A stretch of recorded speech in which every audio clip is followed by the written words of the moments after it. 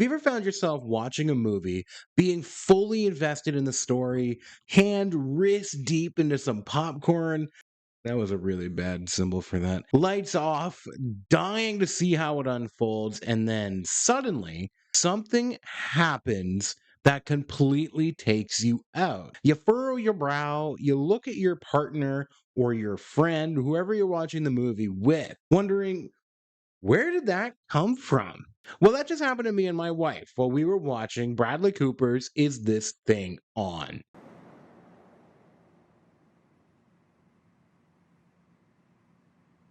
By the way, I was extremely excited to watch, but more on that later. My wife, whom is not a film fanatic like I, and I both got briefly removed from its world by one very quick blink and you'll miss it shot. My wife's exact words were, "Well, that was a stupid shot. Come on, Bradley, you're better than that."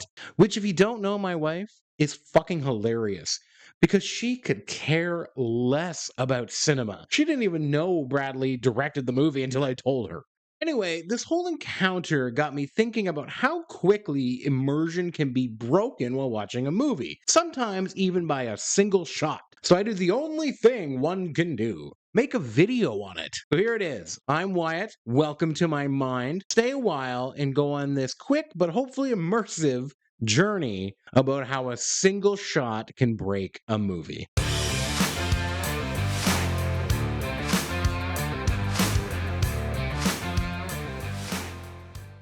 When I undertook this task, I was initially going to title the video How One Shot Could Ruin a Movie, but I decided against it because it's simply not true. None of the films I am about to mention are ruined by this one shot, but do contain a moment, though brief, that takes you sort of right out of it for a second. Now, this can happen for a variety of reasons. Sometimes the single shot doesn't necessarily take you out of the movie, but simply hurts the effectiveness of the storytelling or pacing. So I have an honorable mention, and don't freak out, but Predator.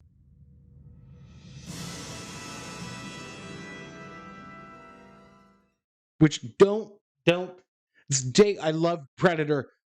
Be calm, fanboys and girls. This is one of my top 5 or 10 favorite movies of all time. I even have a Predator tattoo. Right there, the 3 dots. However, there's one shot that I think stops it from being a perfectly paced movie. This one is subtle, but sort of stops Predator from being perfect. On its initial watch, upon rewatch, this really won't matter, but going through Predator until the last act, it's a total mystery what is after them. They aren't sure if it's enemy special forces, an animal, paranormal, etc. Now, one could assume it's an alien life form, but you wouldn't know for sure except for the fact that the opening shot tells you. The opening shot shows the Predator ship landing on Earth. Again, this is an insignificant one because I always just thought if you were watching this for the first time in the 80s, how much more effective it would be without that opening shot. The curiosity would just spike the whole time, but you're sitting there in 1985 or 87 trying to figure out what's after Arnold, but if you remember that opening shot, you know it's an alien the whole time. Moving on to the real offenders, that was just an honorable mention of how one shot can affect a story. Single shot breaking immersion can be caused by a variety of reasons. It could be a really bad VFX shot, like in Deep Blue Sea.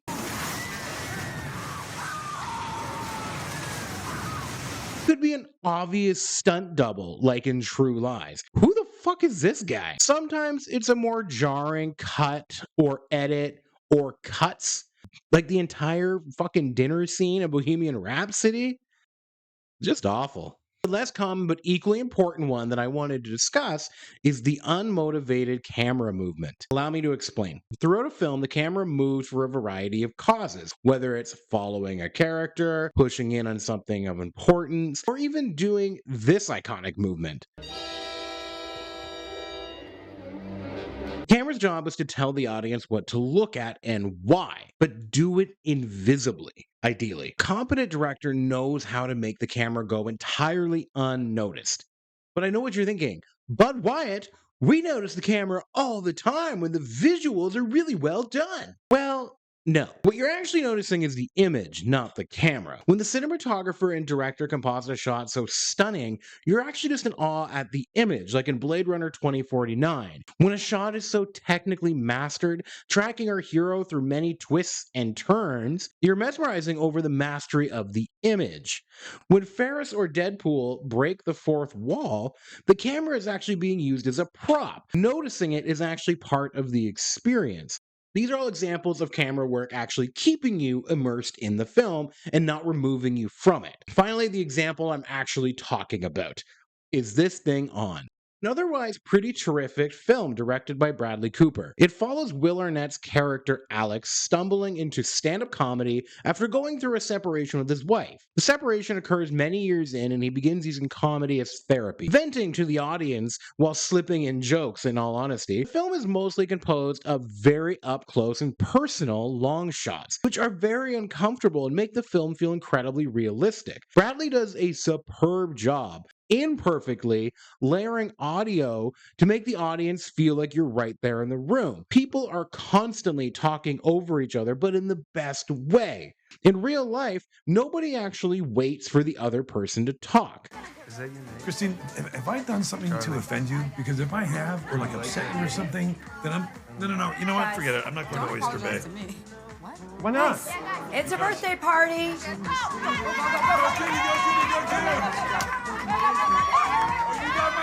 She got my You want to be a part of this trick, okay?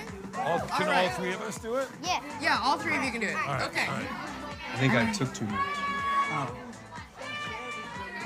I didn't know I was holding the dog. It's one of the most immersive, to use that word again, I've been dropping it this whole time, movies I've ever seen. Which is why when this happened, Do anything, and they drive old trucks, and they don't care. They never wear shoes, and they never met a jar they couldn't open. You know what I mean? And they don't need to cut their hair or do anything, and they're always suntan. And they look like they got really strong forearms, which is thinking about someone you love, like a lady you love, with a guy with really strong forearms. did you catch it? Here, watch it again. Which is thinking about someone you love, like a Here, this awkward pan down when Alex makes a joke about his forearms. It was a weird and jarring movement. It feels completely unmotivated, drawing attention to the camera operator. It literally fully took me out of the scene for a moment. I know some of you will say it is motivated by him saying forearms and referencing them verbally, but there's no visual cue to make it seamless. Moments after, Alex actually does twist his forearms and the camera pans again. You'll notice this time it feels much more welcome. Our eyes are gradually shown a new point of interest, where the first time he is completely still. It makes the camera operator himself really stand out. Let me show you what I mean. Why is it so dark in here? Sure, I said lights here, or why is it so dark? But watch this next example. Why is it so dark in here? Second example feels much smoother. The camera is much less noticeable, only my action is noticeable. You saw my hand turn the light switch more than you saw the camera pan to the light switch. Look, I know, this is nitpicky. Does it overly affect the film? Fuck no, the movie is really, really good. I fully actually recommend you watch it. Bradley Cooper did a magnificent job, so did Will Arnett. Is This Thing On is a 4 out of 5 film, for sure. But it was a moment that took me out briefly, unfortunately, and then stayed with me after the viewing, which is not the intent of the filmmakers. So, I do feel it is worth mentioning for those interested in filmmaking or passionate about filmmaking. I feel like if they simply removed the first motion or stuck to a wide shot where his forearms were just visible the entire time, it would work much more. Now, just to play devil's advocate against myself, because art is completely subjective. Before I close the video, of course, there is a master of this craft whom breaks rules all the time. And one of those rule breaks happens to be in one of the greatest movies of all time, Taxi Driver. Yes, in Taxi Driver, we have the iconic scene where the camera completely leaves the scene, almost unmotivated. But That is the motivation. What Travis Bickle is doing in this scene is so painful and so awkward and, by today's standards, cringy. It needs to end. But Travis doesn't have the emotional capacity or intelligence to end it. So the camera is actually telling us, and in a way, probably him, it's time to go. Because Travis can't do that. The camera is almost saying, you don't want to see this. We're moving on. So, of course, this works both ways. It's film, it's art. Nothing is written in stone, except literal art that may be written in stone somewhere. These are. Oh man.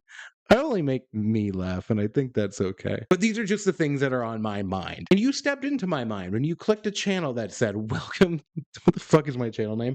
Inside Wyatt's Mind. Thanks for watching, everyone. If you enjoyed this, please comment.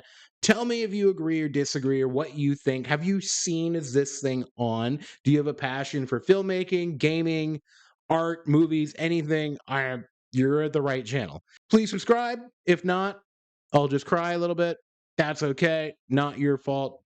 I'm working on my own emotional intelligence. If you have any other examples, please drop them below in the comments. I'm working on doing weekly uploads. If you do subscribe, not sure what next week will be. I do want to do a Friends video coming up, but we'll see when that comes. I also want to do more filmmaking videos because that's really what I'm passionate about. Peace and love, bitches.